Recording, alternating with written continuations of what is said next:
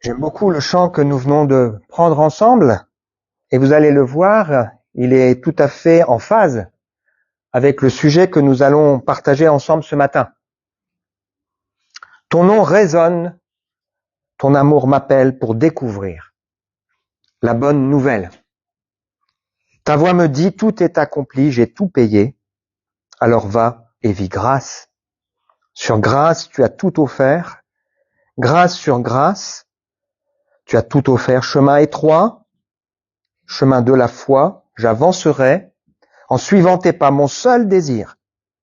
J'espère que c'est le cas pour nous, ma seule volonté, te ressembler, toi qui m'as aimé.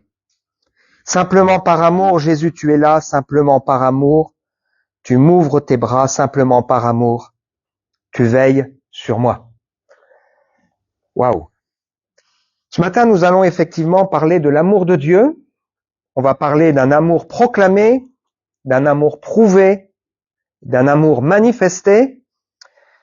Nous allons évidemment nous rappeler combien Jésus, sa personne, son œuvre, son exemple sont importants pour nous.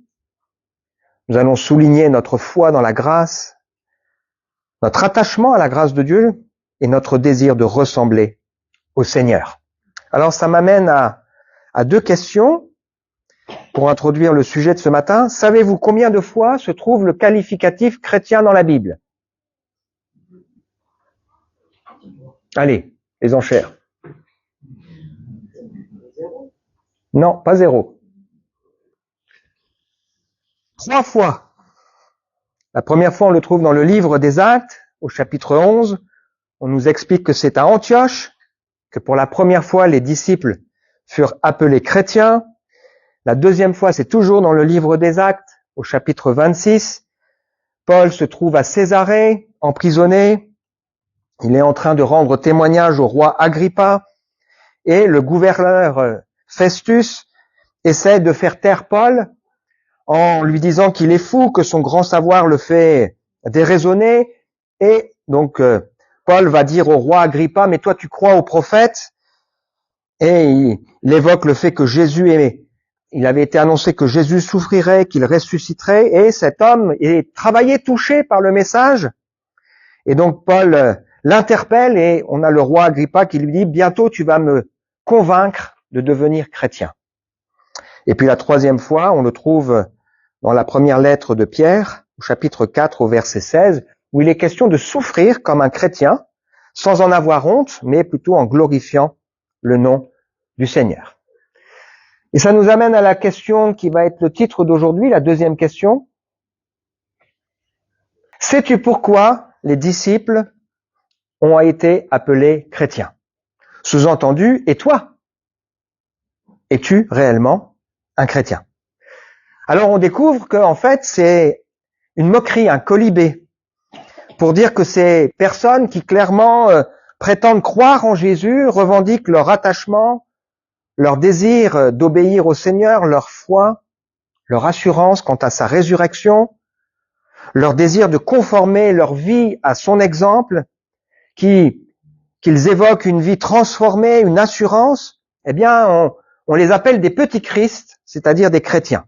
Donc un mot qui aujourd'hui est galvaudé, mais qui en réalité est lourd de sens et de conséquences pratiques. Si nous sommes chrétiens, ça veut dire que dans notre vie, nous ressemblons à Jésus, nous cherchons à lui ressembler, et quand on nous voit, on voit un peu de Jésus. Il est question ici de disciples qui sont appelés chrétiens. Donc des gens qui réellement se mettent à l'école du Seigneur. Ça fait le lien avec notre texte d'introduction. On trouve dans le Christ un réconfort, dans l'amour un soulagement, dans l'esprit une communion, et on veut vivre les uns et les autres avec un même amour, à l'exemple du Seigneur, lui qui dès l'origine était de condition divine, qui n'a pas retenu son égalité avec Dieu, mais qui s'est dépouillé pour prendre la forme du serviteur, se rendant semblable aux hommes en tout point, s'abaissant, se rendant obéissant jusqu'à la mort sur la croix. Dieu qui l'a élevé à la plus haute place et qui lui a donné le nom qui est au-dessus de tout nom. Alors on a ce verset associé. Si de ta bouche, tu déclares Jésus est Seigneur, et si dans ton cœur, tu crois que Dieu l'a ressuscité des morts, tu seras sauvé. La suite évoque en plus le fait d'invoquer le nom du Seigneur, c'est-à-dire de le prier par une prière de conviction en lui demandant effectivement de nous accorder sa grâce. Il s'agit ici d'une prise de position publique qui témoigne d'une décision intérieure profonde. Jésus est maintenant le Seigneur de ma vie, le Maître de ma vie, et une assurance, il est mort pour mes péchés, mais il est aussi glorieusement ressuscité. Son sacrifice est suffisant pour m'assurer du salut. Sommes-nous de petits Christ? Sommes-nous des chrétiens? Alors on va poursuivre ensemble notre réflexion autour de la première lettre de Jean, et nous allons nous plonger à nouveau dans le projet de Dieu, le cœur de Dieu, le miracle de l'expérience chrétienne, le moteur qui doit nous animer au quotidien.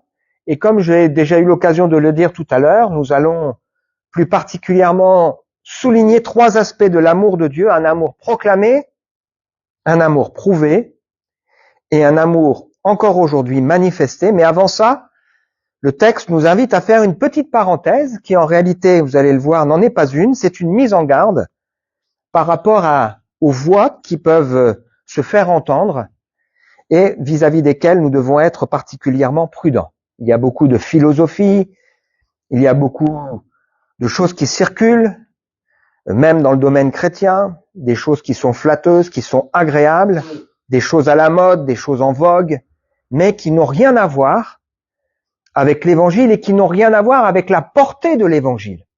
Et ça, c'est important aussi pour nous.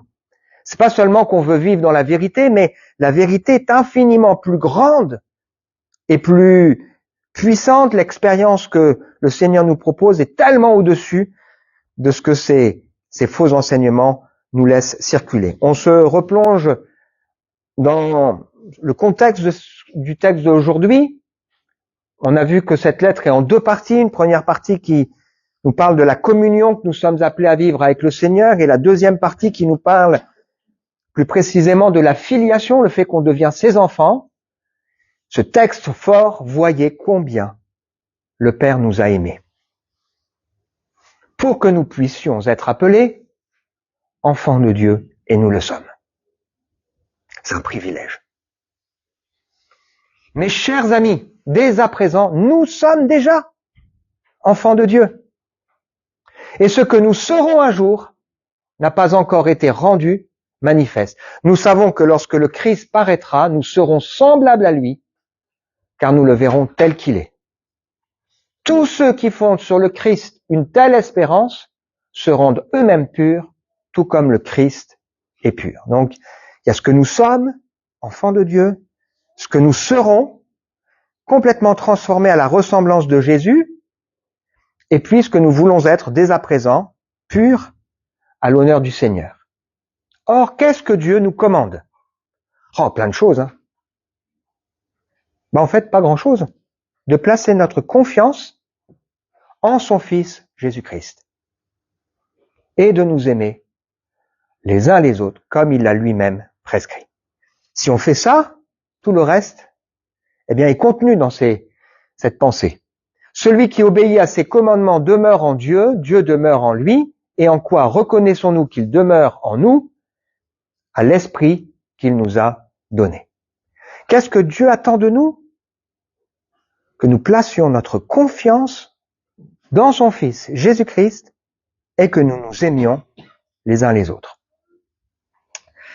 Alors, on lit ensemble ce texte de Jean.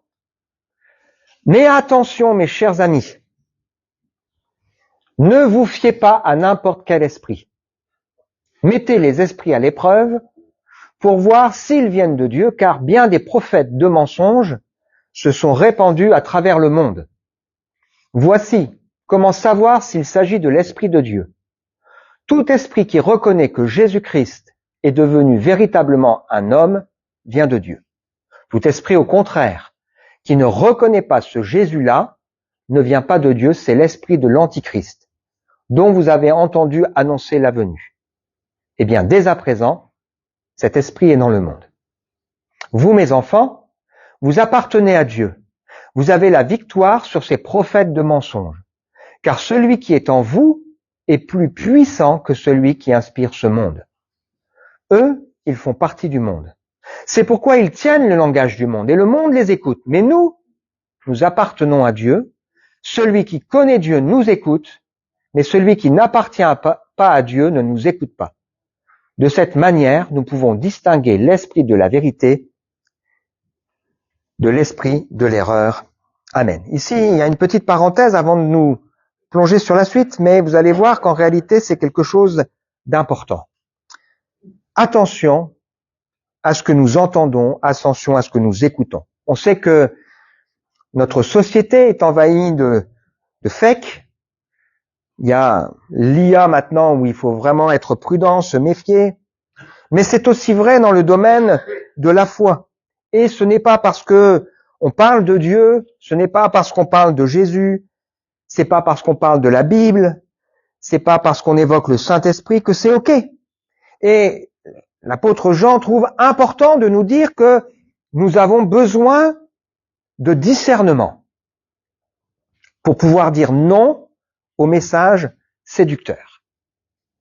Nous avons besoin de discernement.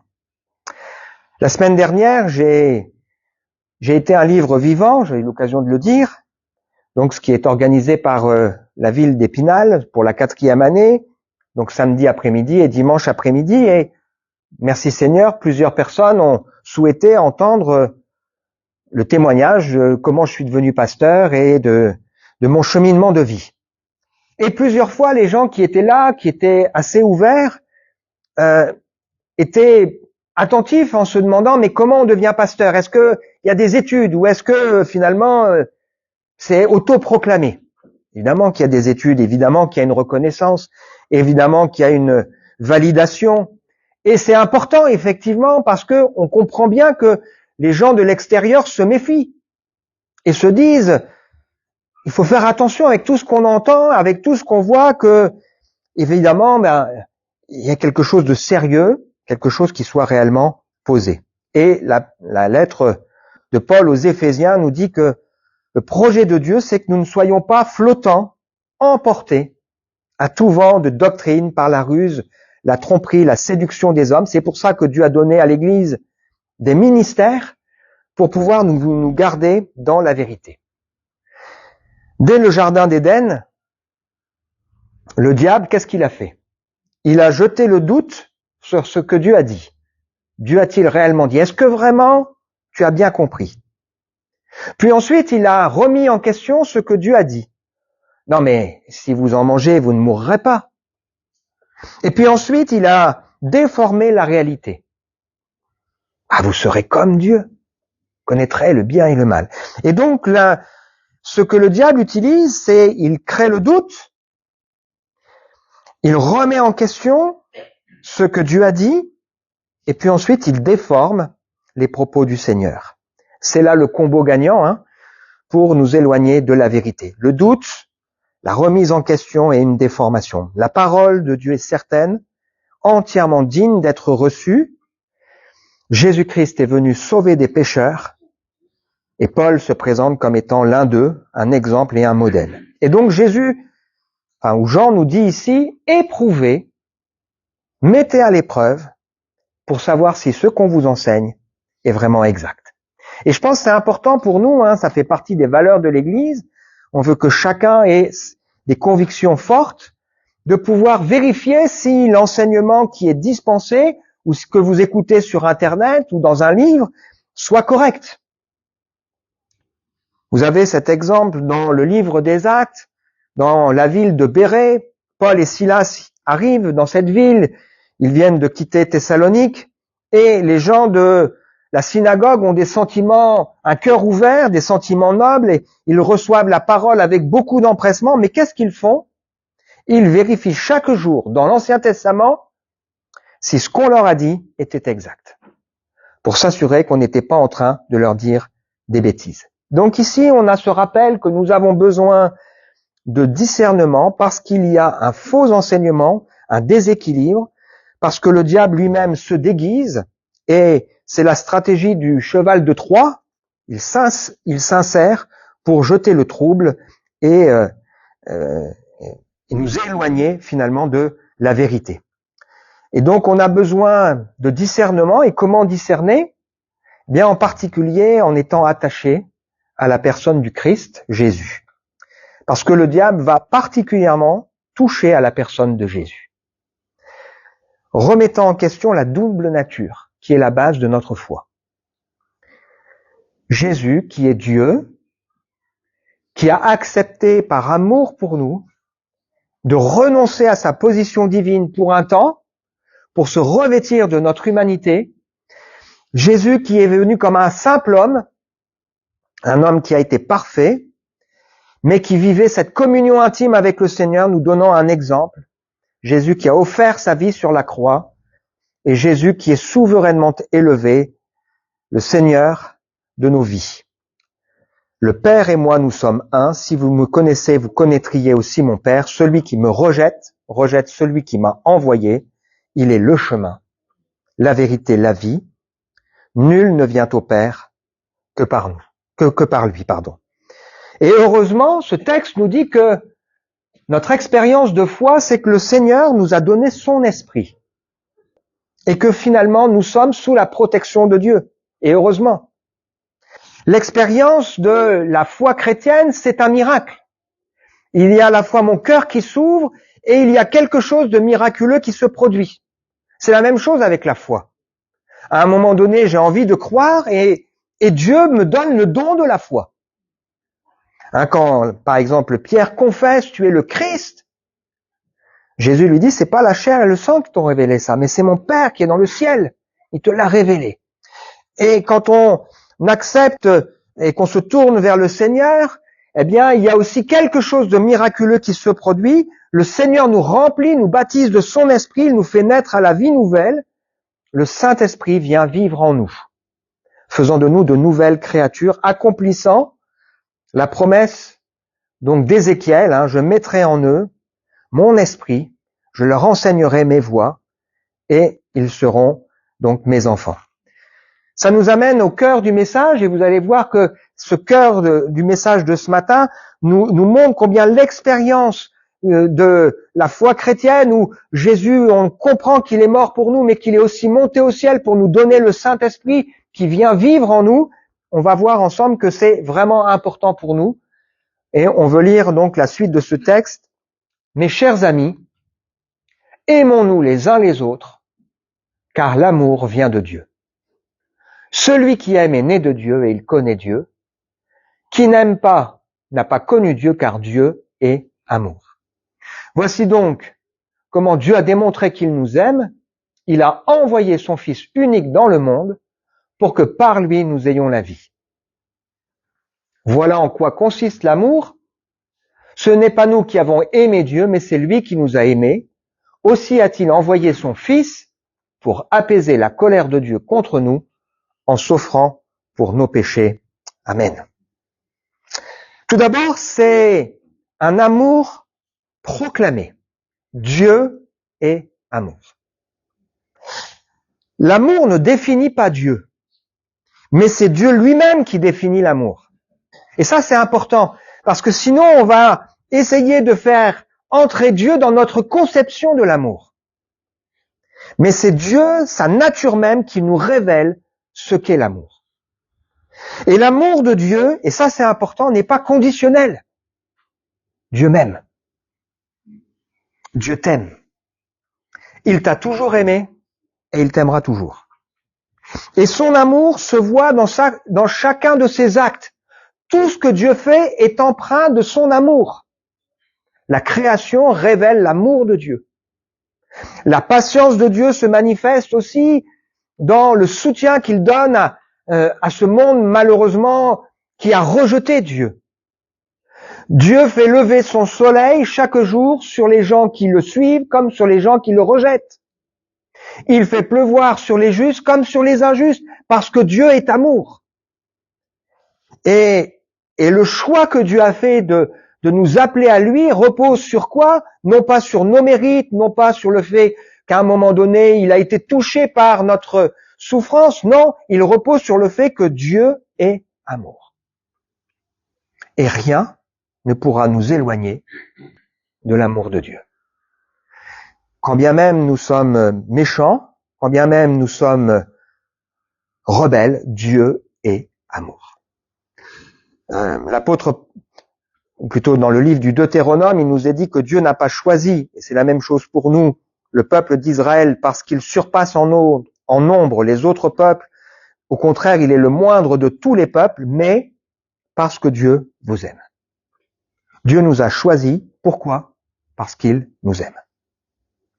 Et c'est vraiment important de réaliser que les qualités de Dieu, et en particulier cette définition de Dieu, Dieu est amour, est inconditionnel. C'est rassurant.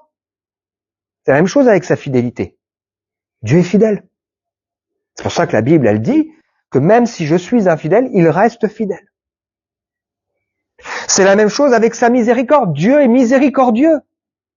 C'est la même chose avec sa compassion, c'est la même chose avec sa bonté, c'est la même chose avec sa justice, c'est la même chose avec sa grâce, c'est la même chose avec sa sainteté. Et combien c'est précieux pour nous, chaque instant de nos vies, de nous rappeler, mais Dieu m'aime. Dieu est fidèle. Dieu est compatissant. Dieu est riche en grâce. Dieu est plein de bonté. Dieu est juste. Dieu est celui qui est compatissant. Dieu est celui qui regarde et qui veut faire grâce à celui qui est dans la souffrance et dans la détresse.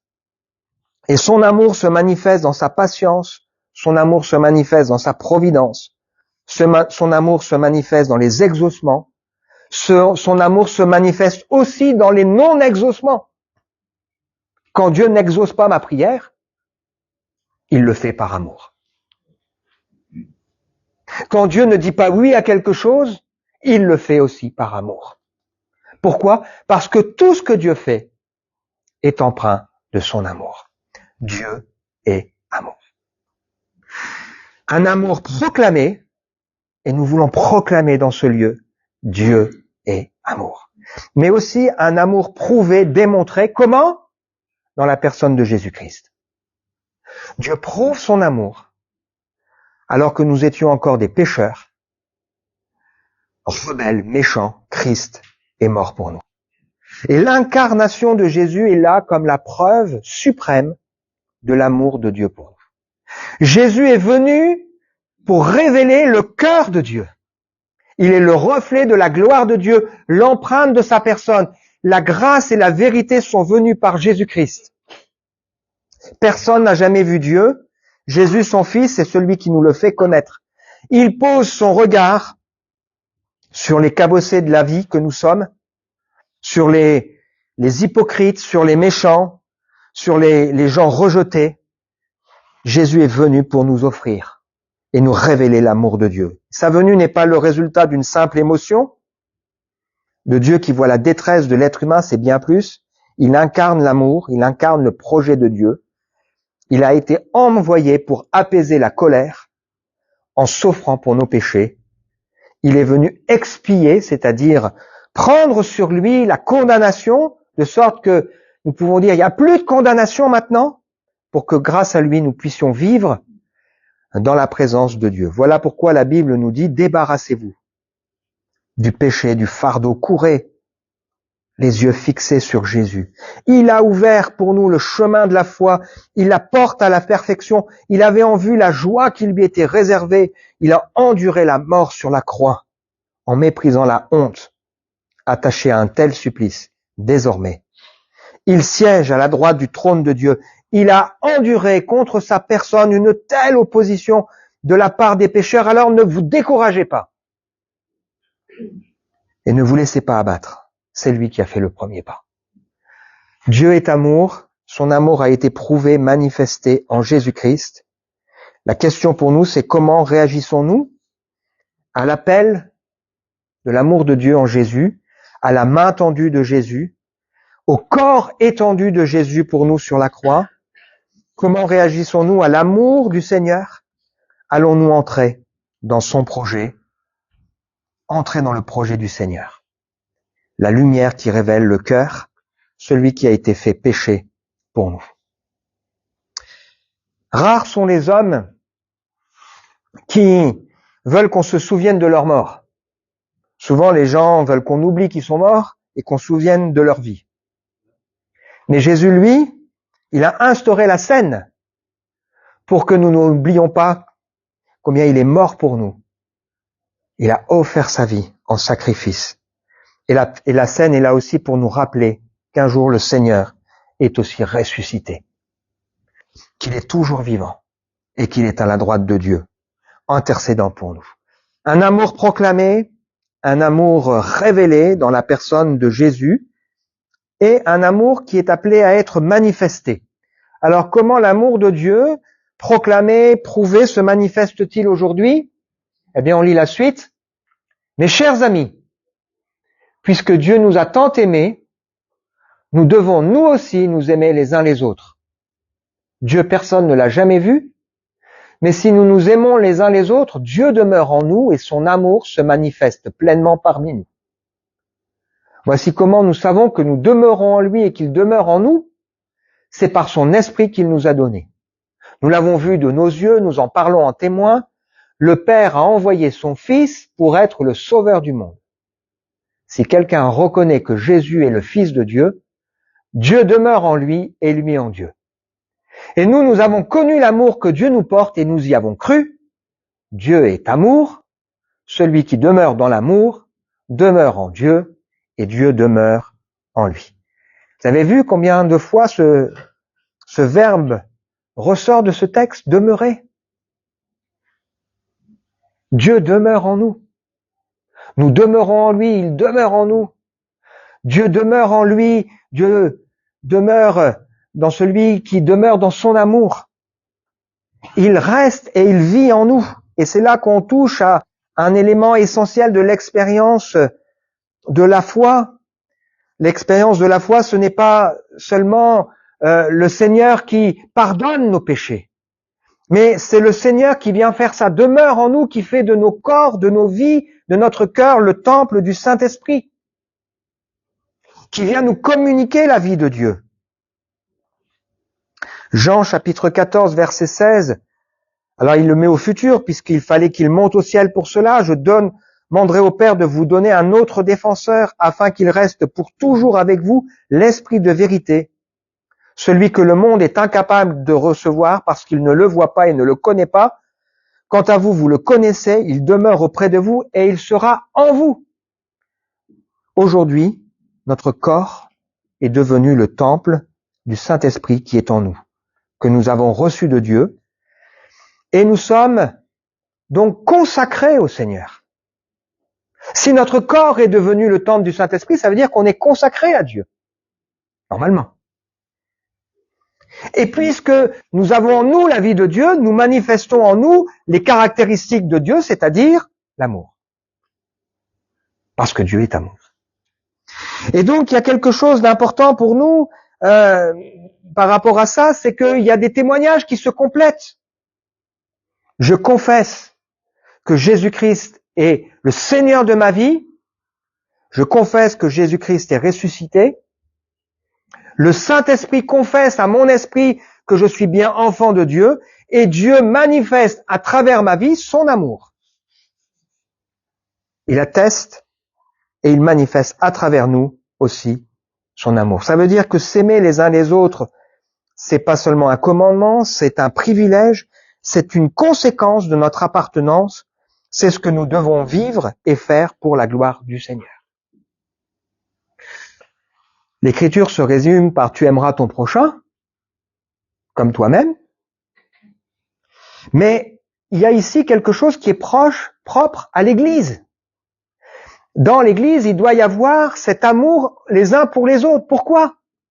Parce qu'il y a quelque chose de réciproque et du coup, on vit quelque chose de plus fort. C'est ce qui fait qu'une personne que nous rencontrons normalement doit être touchée en disant on sent qu'il y a de l'amour qui se dégage de cette personne, mais une personne qui vient là où se trouvent des croyants, elle doit être touchée parce qu'elle voit l'amour qui nous unit les uns aux autres. Elle se dit, mais Dieu est vraiment amour, et on le voit. Ces gens s'aiment. Ces gens prient, se supportent. Ces gens s'encouragent. Ces gens se soutiennent les uns les autres. Pourquoi? Parce qu'ils ont en eux quelque chose de Dieu. Dieu qui est amour. Alors, est-ce que c'est facile? Ah ben toujours. Si c'était facile, il n'y aurait pas besoin de le dire dans ce texte. Il n'y aurait pas besoin d'insister sur le fait que nous devons veiller à cela, entretenir cela, travailler à cela. Mais nous le faisons parce que nous avons reçu l'amour de Dieu qui est venu habiter dans nos cœurs. Et quelque part, la vie de foi, c'est une vie incarnée. Nous sommes le temple du Saint-Esprit. Et nous avons en nous le Dieu d'amour. Voilà pourquoi nous apprenons à nous aimer les uns les autres. À ceci, tous reconnaîtront que vous êtes mes disciples, à l'amour que vous avez les uns pour les autres. Nous devons aimer notre prochain, oui, mais l'Église, elle démontre quelque chose de plus, puisque là, il y a un amour réciproque qui doit se manifester dans de petits Christ des chrétiens qui vivent l'amour du Seigneur. La question nous est posée, sommes-nous des chrétiens? Des petits Christ? Sommes-nous des disciples qui se mettent à l'école du Seigneur et que on n'a pas de mal à dire ce sont des chrétiens? Ils reflètent quelque chose dans leur vie de plus. 2 versets pour nous. Si de ta bouche tu déclares que Jésus est Seigneur, on sent que c'est pas simplement des mots, mais on témoigne à travers notre bouche de la réalité de notre vie intérieure. Et si dans ton cœur tu crois, oui, Dieu l'a ressuscité des morts, tu seras sauvé. Et ce texte de Colossiens, Dieu m'a chargé d'annoncer sa parole dans toute sa plénitude, en vous faisant connaître le secret de son plan, tenu caché depuis toujours, mais qui s'accomplit de façon manifeste pour ceux qui lui appartiennent. Car Dieu a voulu leur faire connaître quelle est la glorieuse richesse que renferme le secret de son plan. Voici ce secret. Le Christ est en vous, lui en qui se concentre l'espérance de la gloire à venir. Amen. Christ en nous, l'espérance de la gloire à venir. On veut prier ensemble? Seigneur, merci pour ta parole qui encore ce matin nous rappelle cet amour proclamé. Dieu est amour.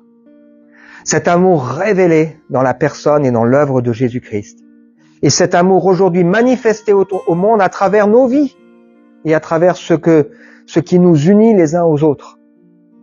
Seigneur, je prie pour que personne ne quitte cette salle sans se laisser toucher, convaincre par cet amour qui fait partie de ta nature même, dont nous ne pouvons jamais douter, comme ta fidélité, comme ta miséricorde, comme ta patience, comme ta bonté, comme ta justice. Je prie, Seigneur, aussi pour que tu nous apprennes et que tu nous laisses les uns et les autres, tu nous apprennes à nous laisser remplir du Saint-Esprit nos corps qui sont devenus ce temple. Merci vraiment pour cette grâce extraordinaire. Dans le précieux nom de Jésus. Amen.